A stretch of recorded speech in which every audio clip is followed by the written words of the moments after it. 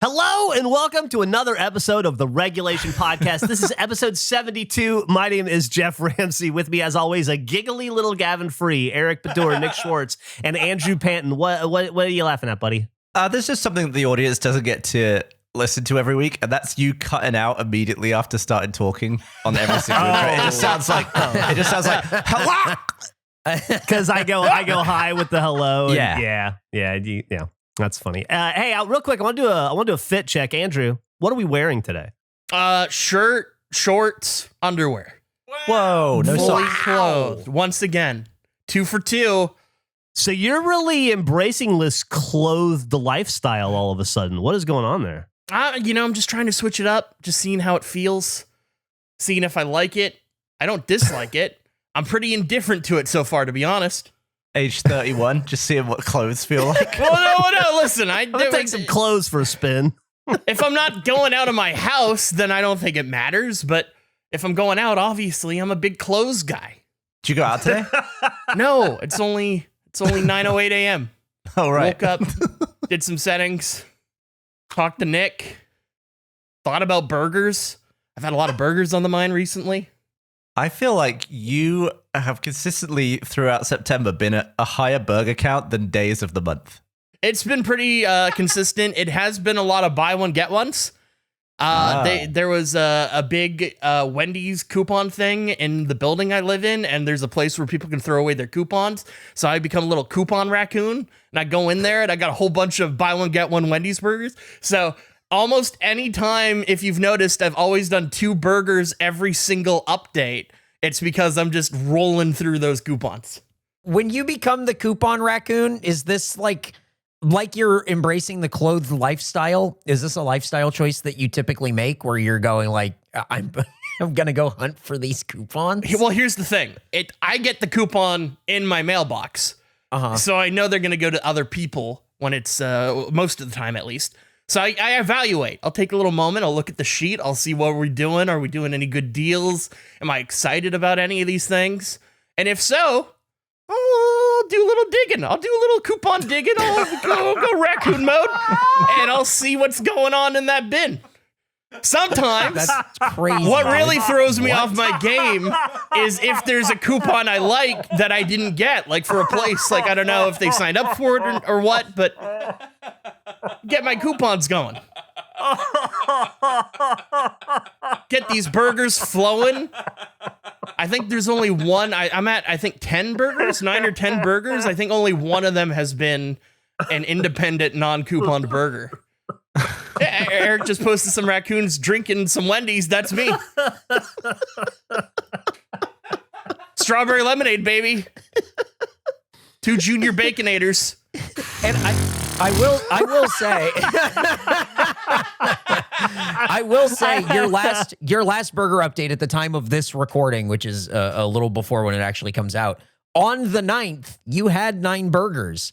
And your total is 9. And so Gavin's right. You're pretty consistent with the data. I gotta get to that coupon room.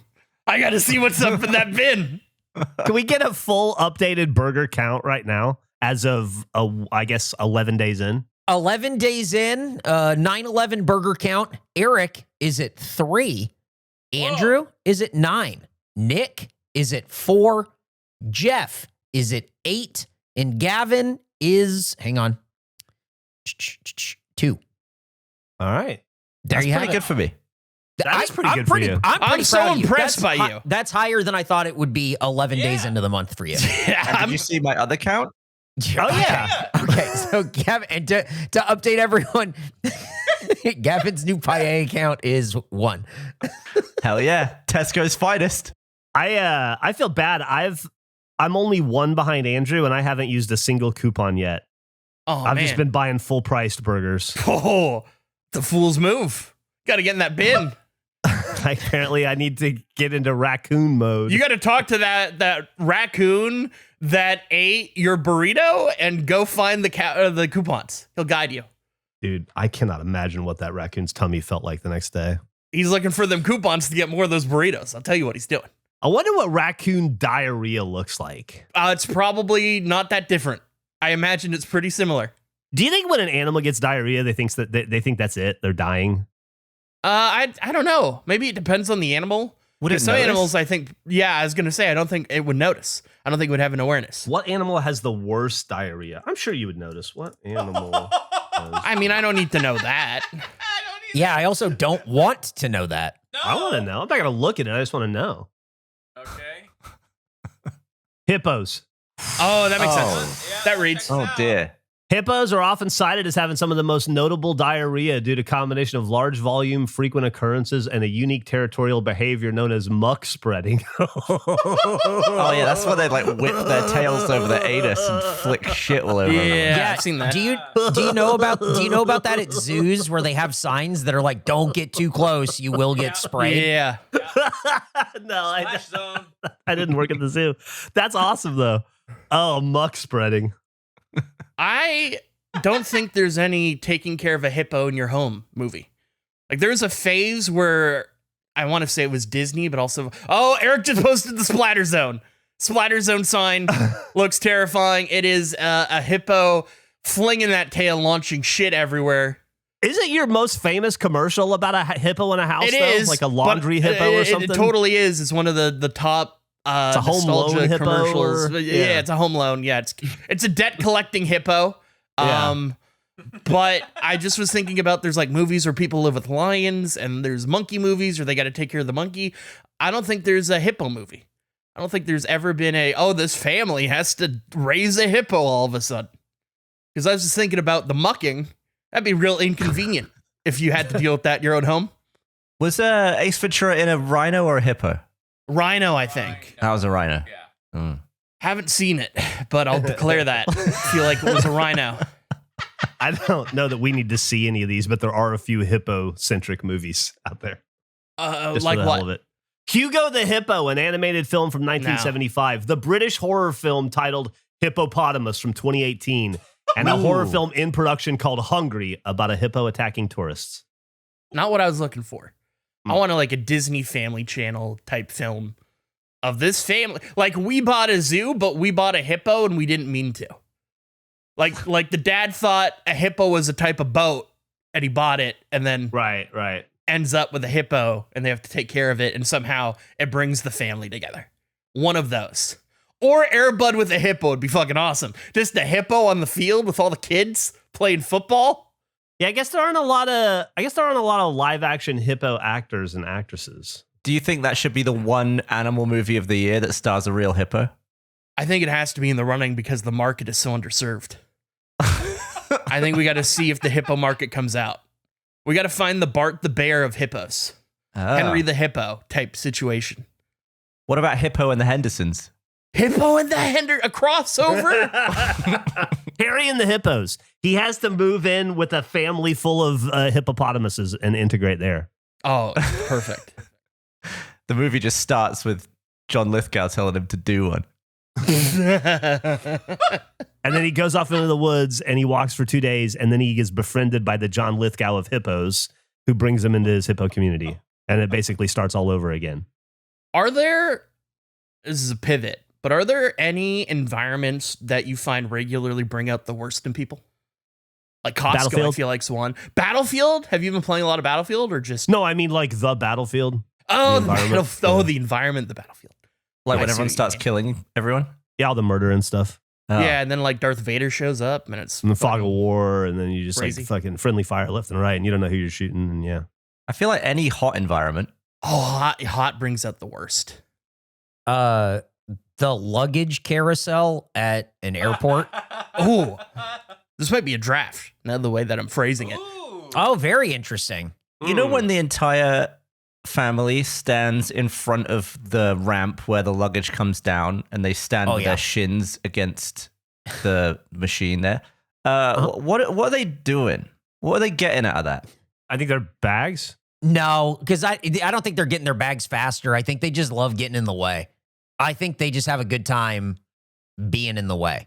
Yeah. I don't think they have enough realization to understand that they're in the way. I don't think the universe extends past their own bubble in that way. You know, Yeah. I think if they just like, it's like point A to point B. It's like an a fly that sees food. You're like, that's where my bag is. I go there. There's no perception that other people could be inconvenienced by your actions because they don't exist within your bubble of you and your bags. I have encountered a unique frustration in which I had been playing a little bit of Destiny 2. I went back to it, and I've been playing with friends, and we haven't played in a while. And anytime I play with somebody, we'll start playing. There's recently a new expansion. We'll start playing, and then like 2 missions in, they'll ask for me to take them to the tower to put their stuff in the vault. And it infuriates me because they haven't played this game in 2 years. There's an expansion. All the leveling is different. Everything has changed, but people just don't want to throw away stuff, even virtually. So I have to then leave our mission and then head to, like, it's a 3-minute process at least. It's infuriating. It has, every person I've played with has had this thing where when I loaded in, I just deleted everything in my possession because I was like, I'm not going to need this. I'm getting new gear. But they are like, oh, this stuff was important at one point. And it's like, what are you saying? You haven't played in 2 years. You don't know any of the stuff you currently have, but you're making me take you to a place to throw it in a vault where you will then not think about it ever again. It has no real value, and it has driven me crazy. What if it was a one-off seasonal hat or something? And like, is it cosmetic, or is it like their copy of Galahorn that they're holding on to for some reason? It is some random purple weapon that is in their secondary slot that was filling up space, that they need space to get the new gear, but they don't want to let go of the old gear. And it just drives me nuts because I know it doesn't actually matter to them in any actual way. There's no real loss here. You're going to get new stuff that you like more almost instantly. But we're having to go through this process of you putting a thing into a box that you will then never reopen the box for. There's no scenario. Do they get the hang of it after a little bit of time where they realize that themselves and they stop doing it, or is it a consistent thing? That's such an interesting point. Once they deposit all of the stuff that they used to have, they then never ask to do it again. They just start throwing away stuff as it comes in. I think because they see it and evaluate, where they just assume that because they didn't clean out their inventory last time they played, that these are important weapons. Yeah. It's just frustrating. Is there still such thing as light level in Destiny? Yes. That is like, they reset it. They changed the whole system for it. So what would a current light level be? Now that is a thing I don't know, because I'm approaching this re-entry of my Destiny experience in a completely different way, where before I was so hooked on like getting the highest light and going through that grind. Now it's just like I pop in and I do the narrative stuff I care about, and then I'll maybe just play like a round or two. I'm not chasing light. So I think I'm like light 130 or something, but I think it goes significantly higher. Okay. Interesting. I have no clue what the peak is, but. So you're saying you could happily hop into Destiny 1 and then just delete everything that I'm currently holding? Yeah. Can well, no. Let me rephrase that. 1 still? I can. Let me rephrase that. If Destiny 1 put out a new expansion where it brought all new loot and the light system was changing, then yeah. So you would like delete your Galahorn and stuff? Well, the Galahorn you can just retrieve later. I'm not saying exotics. These aren't people that have like 16 exotics in each slot. It's random purple weapons that they just were like, oh, I like that pistol. You'll find a new pistol. I'm with Andrew because I haven't played Destiny in a very long time, but I played 1 and 2 for an appreciable amount of time. And if there's one thing that rings true to me about that game, it's that the second DLC comes out, everything you have is useless. And then it's all replaced immediately. As somebody who enjoys collecting in the real world, I actually enjoy the process of getting rid of my stuff in that game. It is like a healthy reminder to me that I can just let this stuff go. It is fine. I feel the same way. I feel that way about Borderlands also, where I want to collect as much as possible. Like, I want to get all these things and then my backpack's full and then I get rid of all that stuff and it's a very cathartic feeling. Like, it's the only place where I experience that is like these looter games. How crazy. I never thought about that. You like nailed it. You should try it in your garage. It's awesome. If you collected a bunch of Pokemon cards, Andrew, would you be fine burning them all now? I don't think I'd want to burn those, but I wouldn't also, let's say like there's a new set, right? Like a new, we're at the card shop, there's a new set, and I have a binder full of old cards. I'm not going to ask them to drive me back home so I could get a new binder. I would find a way. I would get rid of some stuff if I need to. It's okay. The collection that Gavin's talking about here is Pokemon cards or whatever, which is maybe not something that you've like breached into very much. But can I ask if someone wanted, would you feel comfortable getting rid of all your McDonald's sauces? Oh, absolutely. Yeah. Oh, man. Have regret about that. I've got a giant bag of expired BTS sauce in my closet that I need to get rid of, but it's just such a fucking headache. But what did you think was going to happen? Well, it was, it's one of those things where it's a funny thing to do at the time, and then there are consequences later, and now I'm at the consequences later part. Listen, don't start asking him to think about consequences of shit he does, man. That's not how this works. It made sense in the moment. Speaking of consequences, I tried to do a new thing. Ooh. I did a new thing. I would not recommend it. And there were consequences? There are consequences to the new thing. There are immediate consequences. Consequences I was aware of as a distinct possibility. But I was thinking about things that I've never done, and let's say by like the end of my life, I feel like it'd be like, oh, that's kind of cool that I did that at least once. Kind of went a little outside of the park because it's not just a thing of like, oh, this would be kind of cool. It was like, you know what? This is bothering me today. Let me see what I could do. Let's get in the lab a little bit and figure it out. I, for the first time ever, had an egg? I'm curious. No, not an egg. Oh. Cut my own hair. I attempted a haircut. I would never do that in a million years. That's so brave of you. You're married to a hairstylist. So, Andrew, you cut your own hair, but you started all this by saying that it was consequences related. In what way was it consequences related? Not good. Didn't turn out good. This was not great. Are we talking scissors? Are we talking? Oh, we're talking scissors, but we're talking like not hairstyle. I assume they have their own scissor. This was like craft scissor. Come on. Oh, God. You're using like orange handled, like normal ass scissors. I mean, I don't know if they were orange, but yeah, they were like normal scissor. It was a normal scissor situation. Did they have like dregs of sticky tape goo on them and stuff? No, they were clean. There's a little bit of glitter glue on it still. So I just washed my hair. My hair has been long, and it was just really annoying me having it on my shoulders.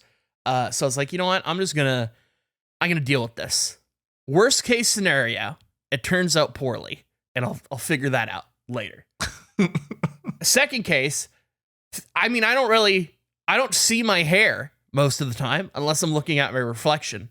I can live in a world where it's fine if I need to. I'm not confronted by the mistake. So I didn't, I guess you know what? Now that I think about it, probably should have watched a video or something on how to do it. So what was your plan? Grab it and go? Yeah, it was my, so I holy shit. I like ponytailed as much as I could and then just cut across the side and then just did that in a few different places. Across the side? Well, cutting like right to I left. understand what you're saying. Like Yeah. I lifted it up and then I went right to left. Okay. You're thinking that I went like diagonal on my head like it's a chess piece. That wasn't the move. I balled up the long hair. No, I didn't think you bishoped your hair.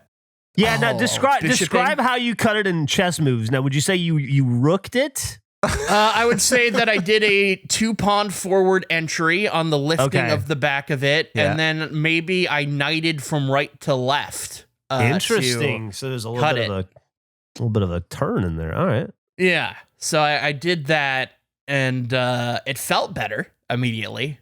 I enjoyed the lightness of it. Oh, bowl cut. I could have gone bowl cut style. So the issue is it's completely uneven. It's crazy. I've never had hair because I've always had it cut by somebody who knew what they were doing. It's short, and then I will like put my hand through it, and there's just like a long strand. So I'm gonna buzz a lot of it is my plan. I'm just gonna start over. I'm just gonna do a clean. I'm gonna wipe it. I'm gonna reset, and just razor it. Surely, just having someone that you're with attempt it would have been better than you doing it. Absolutely, undeniably. I was just living in the moment a little bit. I was like, you know what? This has been bothering me for a while. Let's just deal with this. Let's just cut it. And you might have found out that you're a natural at it. Definitely not a natural, but we tried something new. Yeah. And I was happy about it. Nothing wrong with that. Did you do it in the mirror? No. You didn't use a mirror? Why did you laugh at him for asking that? Because I feel like I've been clear that this was not well thought out or planned in any capacity. I didn't watch a guide on it. I mean, I feel like even the least prepared person would probably do it in the bathroom in front of a mirror. I can't even shave without a mirror. Are you now gonna hunt down that poor old man that retired to escape you to get your hair cut by him again? No, I mean, I got a guy I like. I haven't been able to make an appointment recently. And it was bothering me in that moment. And I was like, you know what? Let's try it. Let's just see what happens. It's hair. It'll grow back. I would love to make a video where we all cut our own hair without using a mirror. What would it even... How does that even work? I told you how it works. It's real easy. You bundle the hair at the back, and then you unite it right to left. Mm-hmm. And then you do that a few times, and then you do it in the front, and then you're uneven, baby. You're looking crazy. Looking more like a bishop cut. If you had to name it, like if you had to name your haircut, what do you think you would name it? My initial instinct is quicksand. Mick Jagged. Mick Jagged. I like Mick Jagged. I'm trying to... There's not like a style necessarily to it. It's more, it'll be short, and then a random strand of like long hair. Not in the sense of like it's visibly long, but like I can feel the singular hair that's way longer than all the other hairs that was not cut. How about you call it the Raymond SomeHair? Oh, the Raymond SomeHair. That's great. That's phenomenal. Oh my God. Holy Raymond shit. SomeHair. If I cut my hair, that's my new alter ego for it. Oh, Christ. So I wouldn't recommend it. I would advise against it. Fall is here, and with it comes cooler nights, heartier meals, and the craving for something warm and satisfying. Nothing is more comforting than a delicious hot meal in the fall, and that's where HelloFresh comes in, bringing you chef-designed recipes and fresh, seasonal ingredients right to your door. This season is unlike any other. They've taken things to the next level with their biggest menu refresh yet. The recipes are always so good, I couldn't be more excited for this refresh. Say hello to a whole new way to do dinner. Please help us thank HelloFresh for supporting Regulation Podcast. You'll always find something to love from HelloFresh. Get 10 free meals and a free item in every box at HelloFresh.com/regulation10FM. Now, I love HelloFresh because the food is always so good. The recipes are fun to make. It's so clear, regardless of your skill level as a chef. It's so approachable. It's just such a fun thing to have a delicious box of food sent to you for you to make. It's just an amazing experience. And you can be even more excited about the fact that HelloFresh has doubled its menu. Now you can choose from 100 options each week, including new seasonal dishes and recipes from around the world. I love that they have so many options and you can try so many different types of foods. Dig into bigger portions that'll keep everyone satisfied. You can feel great with an even healthier menu filled with high protein and veggie-packed recipes. HelloFresh now helps you eat greener with new veggie-packed recipes that have 2 or more veggies, including snap peas, stone fruit, corn on the cob, and more. You don't have to be a corn cat to love some corn. I love me some corn. Delicious. HelloFresh has added more steak and seafood recipes at no extra cost. I'll take more steak any day. The best way to cook just got better. Go to HelloFresh.com/regulation10FM now to get 10 free meals plus a free item for life. 1 per box with active subscription. Free meals applied as discount on first box. New subscribers only. Varies by plan. That's HelloFresh.com/regulation10FM to get 10 free meals plus a free item for life. That's HelloFresh.com/regulation10FM. What does it mean Yeah, if my yeah. Go XLR is flashing? I don't know. I spilled lemonade on mine, so it flashes all the time. So you the other week somehow destroyed every single thing that you had on your desk with a drink. There was a lightning storm and a power outage, and it just caused complete chaos. Okay. All right, well, let's get- hold on. It was a lightning storm and a power outage, and you spilled lemonade all over everything. No, the storm did it. Well, the storm alerted. Okay. It's the weirdest power outage I've ever experienced, where half the things in my room turned off and the other half were unfazed.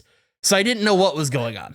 Well, did the things that turn off have lemonade all over them? No, that didn't happen yet. That was later. Did you trip a breaker or did you actually lose power? Lost power. It was a crazy thunder, lightning. It was very loud. The thunder was shaking the building.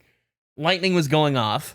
And then everything turned off except my shitty Mac that is so slow. It's like it's so slow that it couldn't even catch up. Like it wasn't aware. It was in its own world. Maybe the power outage just hadn't made its way to the slow Mac yet. I think so. I think it was like slowly climbing up the line, but then it sorted itself out by the time it got there. But yeah, I was very confused. It was loud. I was spooked. I went to move something. I knocked over a lemonade, and it went on my Go XLR, which sucks. And so I had to order a whole other thing. It's been an annoyance. But we're here. We're recording a podcast with Raymond SomeHair. And I need to go to the coupon bin later because I need a burger. I need to get above those numbers. I can't live with this 9. We got to hit double digits today. I have another thing in my notes that I want to talk about. I keep forgetting about. It's not significant. Okay. I want to update this.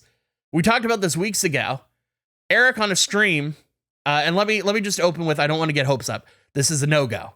But Eric on a stream jokingly said we should send Kurt Russell a Gerpler. I did the recon on that. Tried to make that happen. I figured out who his manager was, got an email, sent an email offering to send a prized Gerpler cup. Did not get a reply. This was a few weeks ago. So that door's That's closed. weird. Unfortunately. Oh, bummer. It's really that. Who could? I mean, honestly, it who doesn't could've seen that sound coming? closed until you get a no. It sounds to me like maybe they just didn't check to see if anybody was at the door yet. Maybe it's unread. Kevin Donovan would say otherwise. All right, well, let's not throw names out there. Bleep that. We can't throw out the name of the director of the tuxedo, Kevin Donovan. Oh, okay. I thought you were saying the manager's name. No, Believe it or not, I don't remember the the tuxedo director's name. Kevin Donovan. Oh, Eric just posted Kurt Russell with a bunch of cups. He would love a Gerpler. Yeah, imagine it's that because he's holding like 8 coffees. He's got so many Yeah. coffees in his hands in this image. Imagine instead of that many coffees, he only has to hold like 2 big cups. Here's the thing. Kurt Russell, a man known for holding drinks, like this entire bottle of wine, he could put probably most, if not all of that into one Gerpler, and then he's got it to go. He said, So, Kurt, reach out. Let us know. Get your GURP on. Yeah. just don't put lemonade in them. And if you're recording stuff, keep it far away from anything. Did you put lemonade in a Gerpler? No, I didn't. But it would be bad if I did. I thought about it. I considered it. Probably would have been better if you did. You know what? Actually, yeah, probably wouldn't have knocked over. You're right. Yeah, probably wouldn't have spilled. Something to think about. The problem is with my desk is everything's uneven. I got a bunch of uneven parts on my desk. Hey, Gavin, what do you think the other problems with his desk are? I still don't understand how you spilt water all over your mixer and then you were still using it and then it just seemed to like hard turn off forever. So what happened was, because we were about to do a recording. Yeah. And everything was sort of okay. It wasn't the best, but it was sort of okay. And then we went to actually do the recording part and it muted all of my channels permanently on it. And I could not turn them off. Something with the liquid and the wiring activated the mute button, like the literal mute button. Maybe theoretically, I guess I could go in and try to unmute. I did try that at the time. I haven't plugged it in a few days. Maybe it's dried more. It didn't seem like you tried much at the time because 1 second you were talking to us and then you were silent for about 15 seconds. And then you said, we're going to have to reschedule. Bye. Okay, well, here's the thing. Actually, you brought up another point as to we had a meeting before that. And during the meeting, it would just randomly do that. And then I would be able to unmute it by the time that I needed to say something. I was just able to get it to work. And then it just fully locked in a permanent mute state across my channels. So I couldn't talk on it. Permanent mute state. It was a permanent mute state. It was Gavin when he was 3 or whatever. More like 5. That's 5. a deep cut. That's a deep cut. That's very funny. 5 to 6, probably. Like the entirety of 5 to 6, Yeah. right? Someone spilled a drink on me and then I didn't say anything for 2 years. We had the NFL come back recently. We're in week 2. We're about to start week 2. I was watching the game, and Rich Eisen The game? What is it? I was watching the game? Which game? Friday's game. Okay, you made it sound like the NFL was one game. No, it was one game that day. So it was the game of that day. It was the Friday game, I believe, the YouTube game with Mr. Beast, Mr. Over-Under himself. Rich Eisen was on the call with Kurt Warner. And he said something that I think is so unintentionally hilarious that I can't stop thinking about. I put it in my notes. I want to run it by you guys. He opened the broadcast. It was him and Hall of Famer Kurt Warner. And he said, I'm Rich Eisen, and I'm joined alongside my Hall of Fame friend, Kurt Warner. Which then made me think about, could you Hall of Fame your friends? The way he said it, Interesting. It could be a thing where it's not about his career. It's that he views Kurt Warner as such a great friend that he's in his Hall of Fame of friendship. Yeah, he's been inducted into the Rich Eisen Hall of Friendship fame. Yeah. Which is everyone's dream, obviously. But That's where I want to be, yeah. Yeah. Actually. I have been listening to his podcast lately. What would be like the barriers of like entry? How long do you need to be friends with someone before they're considered for your Hall of Fame of friendship? Can they fall out of it? I think if they miss so many certain years, they're no longer eligible, I would assume. I think we'd want it to work like a real Hall of Fame. What do you think, like 20 years? Do they have to stop being your friend for like 5 years and then they're eligible? Like you got to be friends for 20 years. That's an and then interesting stop being point. Friends for 5 You have years, to have a and then you falling can out. nominate them after that point. Like they're no longer active friends. Otherwise, you have to wait for their dead to nominate them, right? Well, like you can't nominate a I current didn't friend. even think about that. I have some friends that will only get in posthumously. Oh man, how does that work? That'd be such a fun part of funerals. If like anyone at the funeral wanted to induct them into the Hall of Fame on that You'd day. have like your wow. mom or your sister would have to come up, or your wife would accept the award on your behalf. And then there's like anyone else, and then someone new might get up and be like, oh. Oh. And there was like that moment where like, will he make like Craig's Hall of Fame or not? It's kind of like will Deep Purple make it in the Rock and Roll Hall of Fame or not? And then everybody's looking to see it, and Craig just keeps his mouth shut, and you're like, that motherfucker. There's people making He YouTube rose him. videos. They're making YouTube videos about like, yeah, I just don't know if Steve's really cut out to be in the Hall of Fame. This is his last year on the ballot. Trump's at a press conference speaking out on your behalf. He's like, put him in the Hall of Fame. Him and Johnny. No one's been unanimous. No one's been unanimous. There's always one guy holding out going, nah, I don't think he belongs in the Friendship Hall of Fame. That's actually another. I didn't even think about it from that angle. I guess theoretically, your other friends would have to vote on which friend. Absolutely. Yeah. Yeah, you wouldn't get a say necessarily in who's in your Hall of Fame. Oh, you could. I mean, you're putting them forward to be like, here's my ballot for my Friendship Hall of Fame. Okay. And then your other friends would have to vote on them to get, if we're doing it just 1-to-1 like baseball, they have to vote. And that's got to be tough if you have friend groups that don't necessarily mix. Like, They don't. Well, I guess but they don't know. If it's 1-to-1, isn't it largely not friends? Isn't it people that know you but you're not friends with? Like you're not. You're right. It's baseball writers. It's writers, so it would have to be people outside your friend group voting on who your Hall of Fame friends are. It would be listeners of this podcast voting on if our friends that we nominate would make the Hall of Fame based on how much we've talked about them and how much of an impact they've made. Unreal. I like it. That would be better for us than if we had to make it ourselves. Because could you imagine if you're like you specifically, Eric, are trying to get into my Friendship Hall of Fame, but Bernie Burns is on the fucking list? And he's like, no, absolutely not. Yeah. How does family work? Can family get in on the Hall of Fame?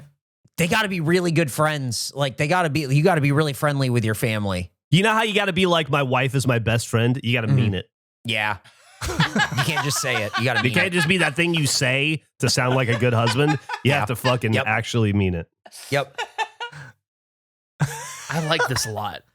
I don't think I like it at all, but I think we're on to something. I think. Do they get a statue? What do you get for the Hall? It's a statue, right? Typically. Well, I think like a first ballot Friendship Hall of Famer, you could definitely build the statue. Like I want to build the statue for my friend Andrew, who fixes cars and digs holes. Like I think they get a statue. It's insane. This is insane. But instead of the person, it's me. It's just the person, like whoever's the friend, like whoever's Friendship Hall of Fame it is. You give them a statue of yourself. Oh, no, I think your friend, if they make the Hall of Fame, it's a plaque with their face on it that you hang in your house. Yeah. Okay. But wait, who's dead at this point? Sounds like Andrew's dead. Not this one, but the other one that digs holes. The hole digging Andrew. My friend Andrew who digs holes is dead, and I have to hang a Babe Ruth style plaque in my kitchen to honor him. Speaking of digging holes and dead, you know how sometimes in the movies a bad guy will make you dig a hole and then to shoot you in it, you know, like your own hole, yeah. Like your own hole. How many times do you think that's happened in the real world where people dug their own death hole? And maybe not like because a cowboy's going to shoot them in the back of the head once they're done, but maybe they're just digging a hole in their backyard and they fall in it and die. Like how many people have dug their own death on accident? Oh, like accidental death holes. Accidental or on purpose. Just, I mean, I think they're both interesting. Okay. I think that's a great question. I want to narrow it a little bit. How many of those accidental death holes have been bean holes? I think probably zero, right? Like wow, nobody, you think zero? Nobody in the history of humanity has died from a bean hole. I can't imagine. Okay, I don't think they're wide enough to have like shoring problems. But it'd be like in one of those cave videos you see where the guy falls headfirst in and gets wedged and he can't get out, but his legs are kicking at the top of the bean hole. Let me give a scenario. Bean hole is dug, but then it's like, oh, I'm exhausted. You know what? I'll put the beans in tomorrow. It was a long day. Somebody goes to the beanhole, unknowingly falls down the beanhole.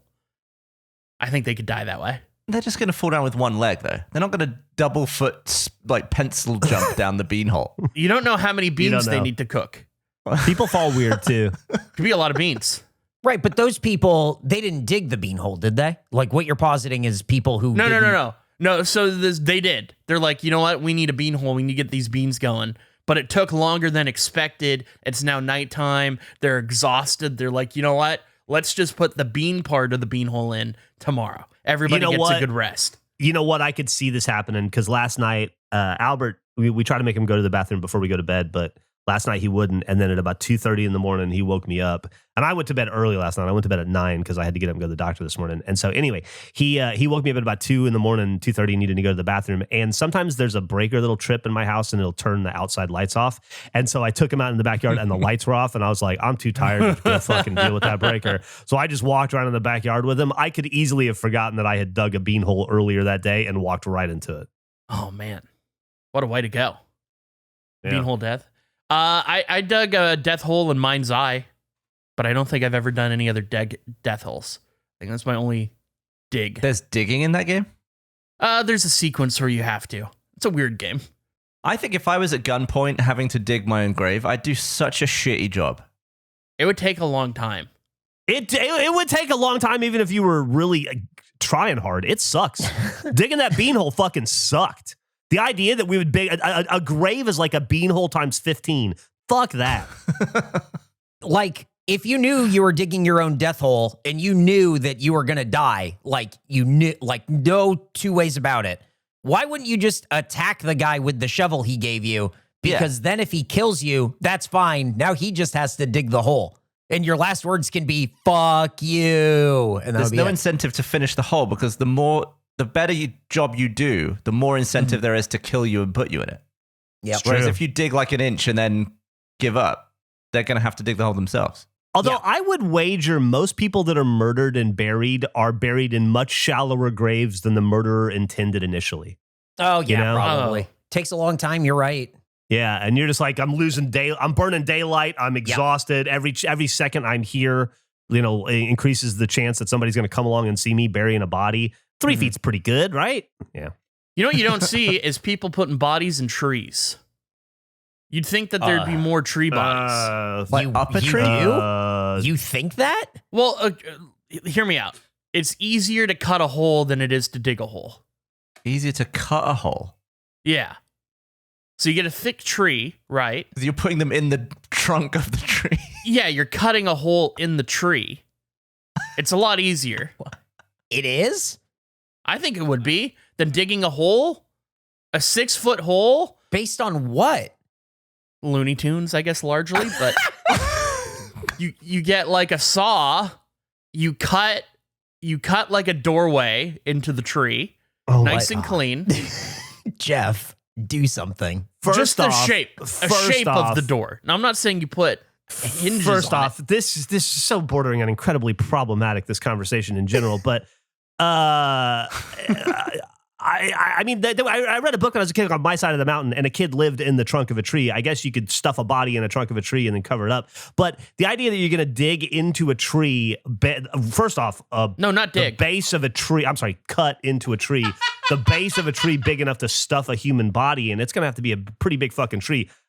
Yeah, nobody's getting murdered and stuffed into a tree in Texas. Maybe up in Canada, That's fair. redwoods, That's that fair. kind of thing. We don't have trees that big. But then you're going to need a chainsaw, because you're never going to be able to saw into a tree like that in the way that you're talking about. That's more of a chiseling thing.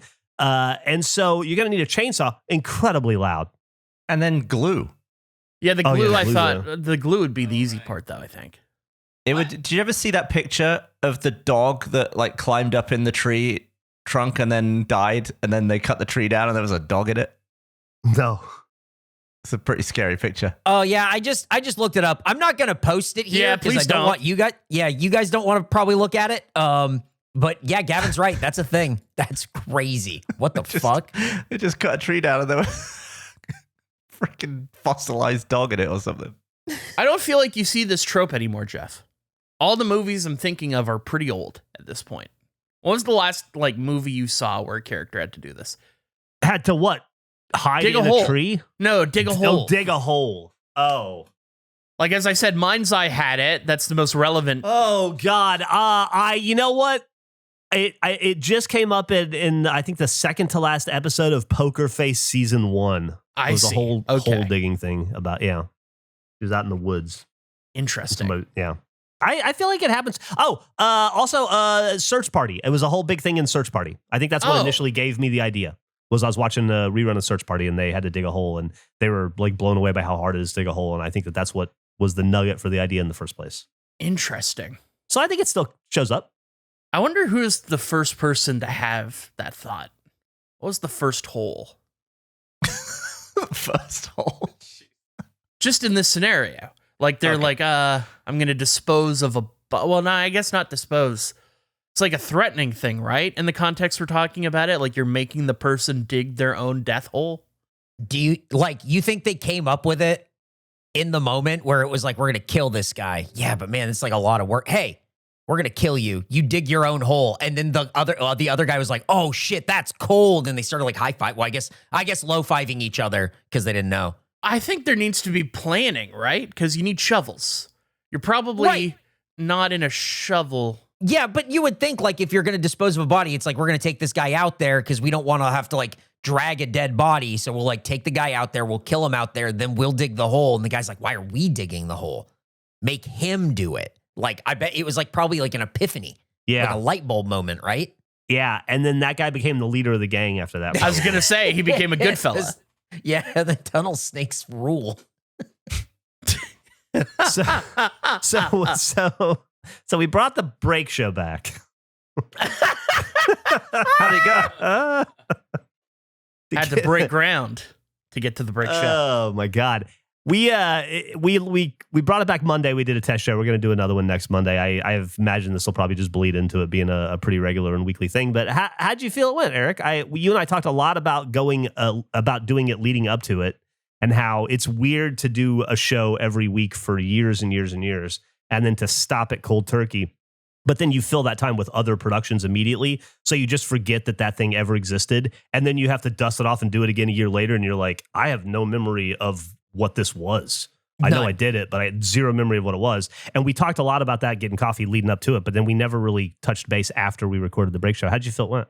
It was really good. It was a lot of fun. Nick ran the board, ran the audio and the video. I think we got it pretty down pat. There's like a couple of like little tweaks that I want to make for next week's show, but I really liked it. I thought it was a lot of fun. I thought it came together really well. The audience was awesome. Like the chat was going crazy the whole time. Like it was really, really good. I had a really fun time. The thing that I really liked that you added that wasn't something that we'd necessarily done before, but like I think is a really good idea, was the regulation collection, where out of all the cards that we open, Jeff just selects a random like common card. It's not even like, oh, this is hollow foil, whatever. It's just a regular, like pretty common card that he feels, I guess, reflected that episode or was like a little bit of a standout.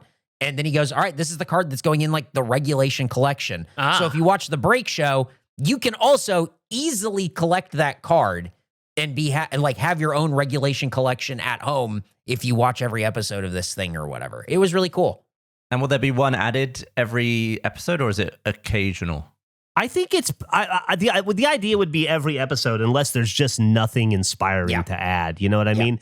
I don't want to add one just to add one. I'm not going to force it, but I would like the idea that like every episode creates some sort of a memento, you know. And I really appreciate you saying that, Eric, because I like the whole thing I wanted to harness with the break show from day one when it was fuckface break shit is just like, collecting has gotten out of control with the money people are spending to collect and investing, and they're just beating all the fun out of it. And the fun should be just the surprise and delight of collecting things that you enjoy or identify with or that strike your fancy in some way. And that doesn't have to be expensive. You can find all the joy in the world in bingo cards, right? Like the movie Bingo, or Dallas cards, or the Matt Menard, who has... His name is Daddy Magic Matt Menard. This guy, this is the one, right? He's just leading with his chin, and he has so much chin and throat to lead with. And I thought it really spoke to me. It was awesome. Emily had a soundboard, and she was going crazy style on the soundboard, and it was a lot of fun. It was a very cool, like, we just keep it to an hour, put it up later in the week on the podcast channel so people can watch it if they want to watch the VOD. It was a really fun show that I think like was pretty easy to produce. It just like, once we actually got like the wheels on it and everything, it just took a while. Such like a low priority for us for a long time, and now I'm glad that we're actually doing it. So it was really cool. Really, really cool. Yeah, thank you to everybody for helping out and checking it out. Oh, yeah, Andrew came in at the end.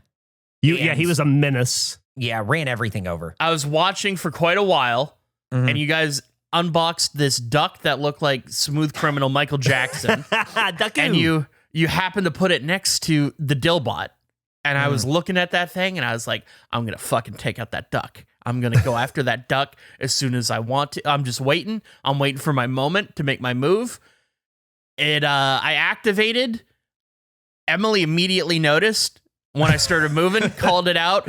I immediately tried to go for the duck. Eric grabbed me before I could. He picked me up. He was holding me. I was like, I want to get at that duck. I want to get that duck down. While I was being held, Jeff opened something else. I wasn't really able to hear what it was. He then put it on the table. Eric put me on the table, and I was like, well, this is my target now. I went full speed into, I don't even know what it was, but as soon as I crushed it, I didn't break it, I don't think. I just hit it. I rammed into it. Emily yelled, my baby, and I went, oh no, I didn't want to destroy something that Emily liked. I thought that this was just some random figure thing. Then I immediately went back after the duck, and I got that duck, I believe. I think I knocked off the table. I certainly went flying. You ran everything over. You were howling the whole time. It was a lot. There's a lot. I'm amazed at how resilient that little robot is. You fell a good 4 feet there. We're just fine. Oh yeah, no, it thudded loud. I could hear it in the mic, my impact. But I appreciate, Jeff, if you just keep me on the table. And of course. If there are any smooth criminals, I'll get rid of them for you. Don't worry. I appreciate that. I wouldn't have it any other way. And there's going to be more of those to open up too. I think the thing that you attacked was a Care Bear Space Molly. Gavin, Eric mentioned how Emily had a soundboard on an iPad and she used it. I downloaded 5 soundboards for her on my iPad and gave it to her about an hour before the event. And we were sitting in there for, about 30 minutes. We were just in our places on our phones, just getting ready. And after about 10 minutes of sitting there, Eric just to himself said, you guys really are fucking perfect for each other. She was relentless, pressing every single sound for like 30 minutes straight. Dude, it was crazy. Oh my God. She just had this grin and just kept going at least 30 minutes of just pushing buttons. New toys are exciting. Yeah. I was loving it. I would have been doing the same thing if I was her. And then opened some art for Clutch My Pearls podcast that Jeff was going to thought that was for us, but it wasn't. It was just art for Clutch My Pearls podcast. So we were pretty disappointed. I went to the fucking post office to get our mail today, and we had a letter that was addressed to us, and I opened it up to read it, and it was a Clutch My Pearls letter that was addressed to us. Throw in the trash. Throw in the trash. I already gave it to them, but yeah, we're getting a lot of their mail all of a sudden. Ridiculous. Get their own P.O. box. Ridiculous. I missed it, the first one, because I was on a flight. Well, I was flying. I was in a different country. I, for the first time, bought a ticket, an international ticket, like 2 hours before I flew, which meant, all the way back in economy. I try and buy premium economy, and then typically I have enough miles to sometimes get upgraded. But this one, pretty full flight. I'm in economy. I swear it's like, I don't know if I'm just like put on weight or there's less room on shitty dog shit British Airways flights. But I was so crushed in. The guy next to me had his whole carry-on like down in the footwell. It was like the wheeled one. He just had it between his legs, which meant his legs were just either side of it. And I was waiting for the flight attendant to tell him to move it. But he just had a blanket on top so that she didn't see. So his legs were like in my footwell, and he put the armrest up. So I was like squashed to the side, getting twatted by the cart every time. And then the person in front of me reclined, and my nose just kept hitting the screen. And it was like, it was a night flight. So I'm like in the aisle, I'm getting whacked by the cart, I'm squashed over, and then I'm trying to like watch Sopranos on my iPad, but every so often the person in front shifts their weight and my nose turns on the screen. So I'm like constantly and I just remember being miserable. I didn't get a single second of sleep. And then when we were landing, the guy across from me in the aisle, we were like still reverse thrusting. We'd like been maybe landed for 4 seconds, and he's already up opening the bin above him. So immediately everyone's like, sit down. I almost yelled, sit down, knobhead, but I think I just said, because now he's like sitting down, just like shrugging, like, ooh. And all of his stuff is like vibrating and bouncing around his open bin above my head. So I'm like, this shit's gonna land on me. And I almost called him a knobhead. Then as we're getting off, my sunglasses fell off my face, bounced on the ground, and somehow wrapped themselves around the leg of the guy that got up and opened the bin. No! So now I'm looking at my sunglasses upside down, like the nose bridge is like the back of his heel, like on his shoe. And I'm just staring at my sunglasses walking away from me now on the plane. Someone got like in between us. I'm like, oh God, they're going to fall off and get crushed. But they actually stayed on the back of his leg. Wow. So in the jet bridge, I was like, sorry, could I just get... I don't even know what I said. I think I was like, sorry, could I just get my sunglasses? Bending down, touching his leg. Wow. Just a dog shit travel experience. Yeah, terrible. That's tough, man. I'm sorry. And I missed the break show. So Yeah, pretty gutted it was overall. a good one too. We missed you. You were we would have loved to have had you, but we'll get you for the next one for sure. I want to be on the next one. Yeah, get you in one. I actually had a flight. I told Jeff about this. I had a flight last week where I went out to San Luis Obispo for a wedding. And on the way back, a guy sitting next to me had Bailey's on the rocks. Like Jeff's fucking flight. Yeah, From I it's think probably like the same episode fucking guy. 50. Dude, I couldn't believe it. He was going through like all the alcohol, like with the stewardess or like the flight attendant, looking through him. Oh, here's whiskey. Oh, here's a bourbon. Maybe. Oh, no, and he grabbed 2 Baileys and then she gave him a glass of ice and he had Baileys on the fucking rocks. It was so crazy to see and smell in person on a flight. It now is such imagine a you're strong already smell. nauseous. Yeah. Oh. Was he by any chance like 6'3" and like muscles on top of muscles, like he works out 9 hours a day? No, Oh, he was okay. That was he was a pretty Hulk normal of a guy. piece of shit that I had to deal with. Okay, No, he cool. was just a pretty normal guy. It was like I just couldn't believe. I texted Jeff immediately when it happened, and I just went, "No fucking way! No fucking way! Oh my god! Oh my god!" Does the fact that you've now seen or heard of 2 people having this drink, does it make you want to try it on a plane? No. I've had Bailey's on the rocks at Christmas time. I just can't imagine like you can choose any alcohol on the flight and you choose like you're like, yeah, man. You know I wish what? I wish I had a milkshake, but I wish I was drunk. Bailey's it is. Yeah, but Christmas, Santa Claus flies.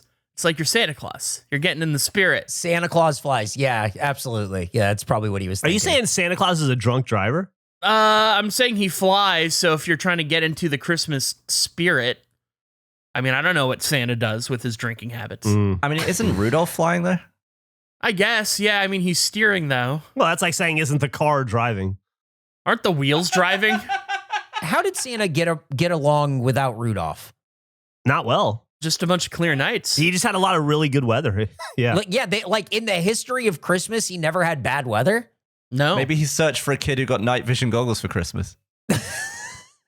You know what? He pre-ordered that Call of Duty Deluxe Edition that came with them, and that really that solved his issues. Are you allowed to drunk ride a horse? No. No, I think that's also drunk driving. I think it's a DWI, driving while intoxicated. I guess. believe, you can look this up and see if I'm right, but I believe our 16th president is Ulysses S. Grant, and I want to say he got arrested for drunk driving on a horse once. I thought he was speeding on a horse. Or maybe it was a speeding? Speeding? I knew a dude who got drunk, who got a DUI on a bicycle. I like the idea of speeding with a horse and the cop pulling you over and saying, "Do you know how many horsepower you were going?" Oh, yeah, it was speeding. He may or may not have been drunk. Let's be honest, he was probably drunk. Probably was. Yeah. People drank more whiskey than water back then. By back then, do you mean you 15 years ago? No, I mean like in the 1800s when things were. 1800s, 2014, whatever. I'm not quite that old. So, Andrew, what did you do with all your hair? I just put it in a garbage bag. Oh, okay. Hucked it. Was it the same garbage bag that had the spent stuff from the Actually, fire extinguisher? you know what I did? No, different garbage bag. Where it originally went, so I'd cut it, and then I was like, I didn't have a garbage bag on hand when I started, but I did have some Wendy's takeout, and so I just put it in the empty fries container, and then I put it all in the garbage. That was the process. I'm very excited for us to wrap up this recording, though, because we're gonna play some Garfield Kart 2. That just came out, the third Garfield Kart called Garfield Kart 2. And I just wanted to check the settings and everything to get ready for it because I know it has online. It does not have a private lobby. You just queue up to go online. Thankfully, not a lot of people. I loaded in. It put me in a session. This is what Garfield Kart 2 is. Oh, no. It's just me in a lobby. It's my name and Asian Girl S1 We're just chilling. We're just hanging out. Andrew and Asian Girls won. Oh, the race of the lifetime. Incredible. Well, Oh, we should wow. probably wrap this up so we can go hang out with Andrew and Asian Girls. I like that it's like of 8. Like it's the entire world trying to fill an 8-person lobby, and it's just not happening. The game came out today, didn't it? Yeah, people probably yeah. haven't gotten home. Most I think so. Garfield fans have jobs, so they'll probably play tonight. I bet it's gonna be crazy. At No like 6 leaderboard. p.m. Unfortunately, no leaderboard. So that's sad. But online multiplayer, I'll take that. If I didn't expect to get online for this game, so it was actually crazy. I went through a roller coaster of emotions watching the launch trailer on launch day. Because it opens with a bunch of like customizing stuff, and then it says 4-player local multiplayer, and I went, "Oh man, that sucks." And then they updated it to 8-player online, and I was like, "Why the fuck are you clarifying you have local? It's a kart racer. You would assume local. Like if you're promoting your multiplayer stuff, if you see local as the big thing they're advertising, it's like there's no online." I don't think you can assume anything these days with games. That's fair. That's a valid point. Split screens are being taken away left and right. That is true. I think that's because it's not native to like the Epic engine, is my understanding. Like it's not a built-in component of that. But we should wrap up. We should get into a new thing. Because I just backed out and I loaded into a new lobby, and we're not gonna have to worry about us getting into one session. That's all I'll say. All right, good. Well, hey, before on the way out, let me hit you guys with something. I had an idea for a new draft the other day, and I wanted to see what you thought. Okay. It's another music one, so if you don't want to do too many music ones in a row, we can hold on to it for a while. But I think it's a fun one. It is songs where the title of the song features the name of the band. Like Bad Company by Bad like Company. Bad Company by Bad Company. Motorhead has a song called Motorhead. Yeah. The Clash has a song called Radio Clash. I like it. Minor Threat has a song called Minor Threat. Run the Jewels has a song called Run the Jewels. You get the idea. But I thought that could be a lot of fun. So maybe we'll throw that on the list someday. Are you in the lobby with Asian Girls 1 again? No, sorry, I hit the wrong one. Let me go see what what's this guy's name? Holden Dempsey 66. He might have some good picks. I don't think we probably have to say his name on here, but all right, that's fine. Let's wrap this up. Let's get into this. Jeez. Kevin Donovan. Well, thank you for listening to episode 72 of the Regulation Podcast. We sure do appreciate it. If you would let a friend know that we exist, that'd be real cool. Not enough people on Earth know we exist. We know how many people are on Earth, and we know how many people listen to this podcast, and the numbers do not jibe. I'm sorry, they just don't. They don't add up. There's still a couple of billion people out there that do not know we exist. So let's do something about that. We'll see you next week. Bye-bye. Bye. Bye.